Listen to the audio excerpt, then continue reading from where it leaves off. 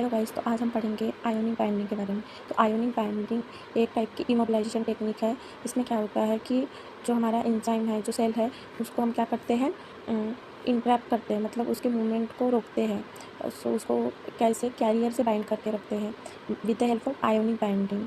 तो इसमें क्या होता है, जो सेल सरफेस रहते हैं और जो एंजाइम रहते हैं वो उसमें चार्ज रहते हैं। तो पॉजिटिव चार्ज रह सकता है या फिर नेगेटिव चार्ज रह सकता है। एंड तो क्या होता है, और वो अटैच्ड होता है अपोजिटली चार्ज जो हमारा कैरियर रहता है, उससे जाके वो बाइंड होते हैं बाय आयोनिक बॉन्ड के through. So this is the principle of ionic binding. उसमें हम बेसिक मैकेनिज्म देखते हैं।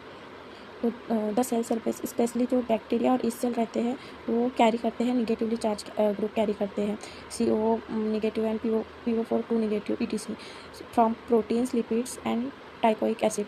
वो बाइंड होंगे हमारे सपोर्ट मैट्रिक के साथ, जो कि क्या रहेगा, पॉजिटिवली चार्ज रहेगा। उसमें क्या होंगे, आयोनिक बॉन्ड फॉर्म होंगे, और फिर जो हमारा एंजाइम है और जो सेल है हमारा, उसकी जो मूवमेंट है वो क्या हो जाएंगी, स्टॉप हो जाएंगे, और वो एक तरीके से इमोबिलाइज्ड हो जाएगा। तो अभी हम देखेंगे कि प्रोसीजर क्या क्या है। तो सबसे पहले हम कैरियर प्रिपरेशन करेंगे। सो चूज़ करेंगे सूटेबल मैट्रिक्स को।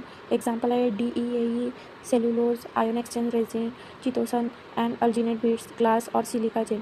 These are the carriers. So pH को एडजस्ट करेंगे। हमको एक तो पॉजिटिव कैरियर लेना है या निगेटिव कैरियर लेना है, उस हिसाब से हम pH को एडजस्ट करेंगे।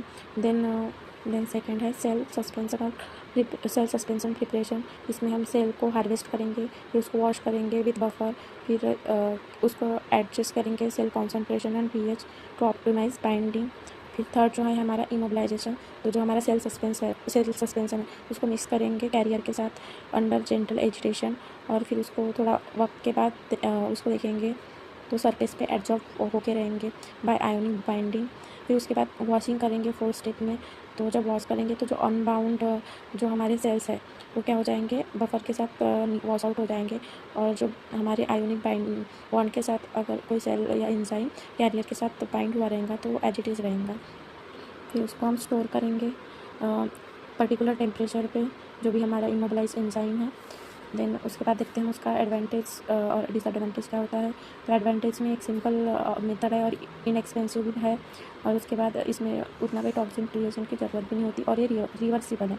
मतलब cell can be detach by changing pH। मतलब हम जो सेल अटैच है कैरियर के साथ उसको हम डिटैच भी कर सकते हैं उसका pH चेंज करके, ठीक है।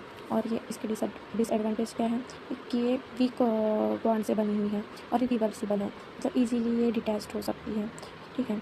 और इसकी जो स्टेबिलिटी है वो भी एकदम लॉन्ग टाइम के लिए नहीं है।